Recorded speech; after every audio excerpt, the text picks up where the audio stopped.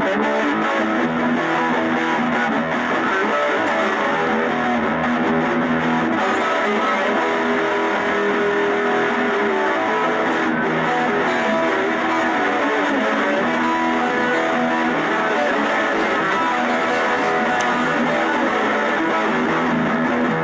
my daddy left home when I was 3, and he didn't leave that much to me.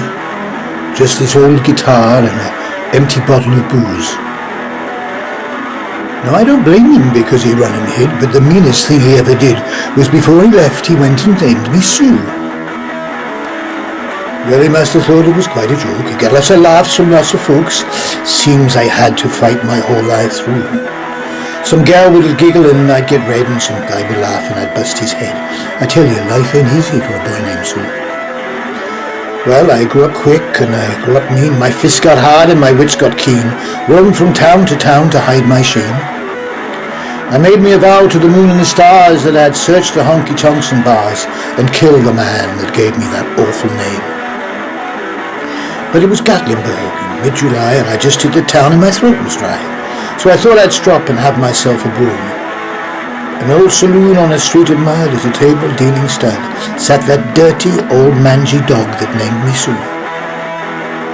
Well, I knew that snake was my own dear dad from a worn-out picture that my mother had, and I knew from that scar on his cheek and his evil eye. He was big and bent and grey and old, and I looked at him and my blood ran cold. I said, "My name is Sue. How do you do?" "Now you're gonna die!" Yeah, that's what I told him. Well, I hit him right between the eyes, and he went down, and to my surprise, he came up with a knife and he cut off a piece of my ear. But I busted a chair right across his teeth, and we crashed through the wall and into the street, kicking and gouging in the mud and the blood and the beer. I tell you, I've fought tougher men, but I really can't remember when. He kicked like a mule and he bit like a crocodile. I heard him laughing and I heard him cussing. He went for his gun and I pulled mine first. He stood there looking at me and I saw him smile. He said, "Son, this world is rough, and if a man's going to make it, he's got to be tough, and I knew I wouldn't be there to help you along. So I gave you that name and said goodbye. I knew you'd have to get tough or die, and it's that name that's helped to make you strong."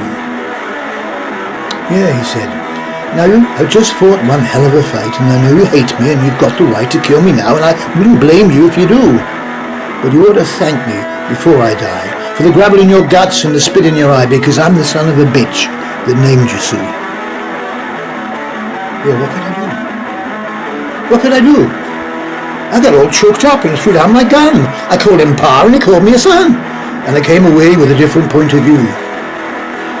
And I think about him now and then, every time I try, every time I win, and if I ever have a son, I think I'm going to call him Bill or George, any goddamn thing but Sue.